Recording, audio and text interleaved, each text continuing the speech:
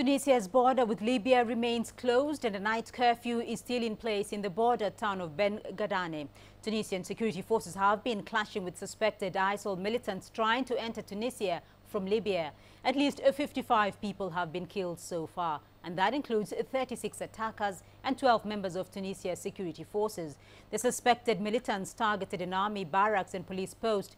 They were using heavy weapons, including rocket-propelled grenades. Tunisia's prime minister says ISIL militants are trying to carve a stronghold along the border.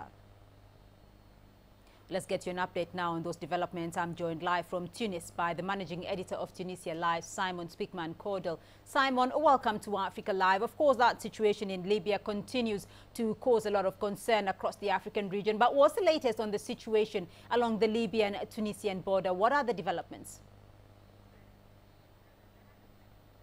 Well, we know that Tunisia sent reinforcements to the governorate of Tatouine this morning, which is very close to Tripoli and the major population center of Libya. Elsewhere, about an hour 20 minutes west in Ben Gardane, search operations are still continuing for those militants that they believe that were responsible for, I think we need to call it an insurgency earlier in the week. Well, for the moment, though, the Tunisia-Libyan border remains closed. How long will this night curfew and the border closure remain? Is there any indication from authorities on the way forward on this? Absolutely none, no, so far. These things, we've experienced a few before, just seem to be completely arbitrary. I think the news yesterday that the huge majority of attackers in Ben Gardane were actually from Ben Gardane and were certainly Tunisian, changes the picture entirely. The curfew is likely to remain whilst the security forces try and locate the remaining militants, and I think they'll be very interested in finding those who aided them, who supplied them, who provided the network.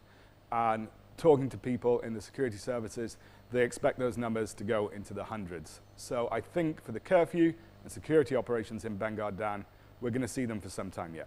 Well, certainly a worrying situation, but how concerned are the ordinary Tunisians about the situation developing in Libya and that spilling over to their country? Well, like so many things in Tunisia, it's a very fractured situation. As you go further south, as you go into the interior, I mean, the concern is extremely serious. People feel very vulnerable. As you go further north and towards the coast, people are less so. They maybe see it as an affront to their national dignity. They see it as a dent in their pride, but they don't, I get the sense rather, that they don't feel any immediate threat.